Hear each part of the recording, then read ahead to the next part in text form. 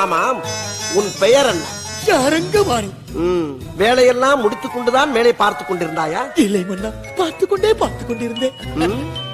காலையில் 9:10க்கு வேலைக்கு வருவது, ஈட்டியை நீட்டி பிடித்தபடி சுவரோடு சுவராக பள்ளியை போல் ஒட்டி இருந்துவிட்டு மாலை 5 மணி ஆனவுடன் வீட்டுக்கு ஓடி விடுவது.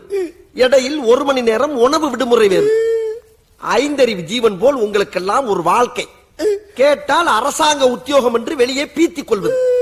அல்லக்கை முண்டமே, ஒழுங்காய் வேலை பார்ப்பவர்கள் கூட உன்னை பார்த்து கெட்டு விடுவார்களா?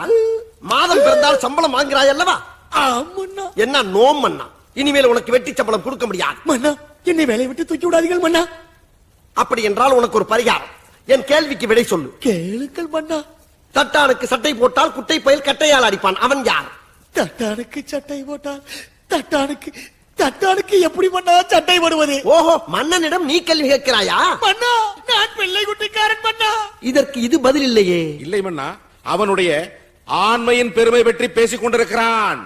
புரியவில்லையே. பிள்ளை குட்டி பெற்றவனா? ஐயோ மன்னா, தட்டா பூச்சிய பத்திய பரம்பரைக்கே தெரியாது. எனக்கு ஒன்றுமே தெரியாது மன்னா. இவனை விட்டு விடுங்கள், அவனிடத்தில் கேட்போம். அடே, அங்கிருப்பவனே, உனக்கு தெரியுமா? அடே, உன்னை தானடா. அடே ஐயா, அரசனி முத்தா, காப்பாத்திட்டப்பா. உனக்கு தெரியுமா?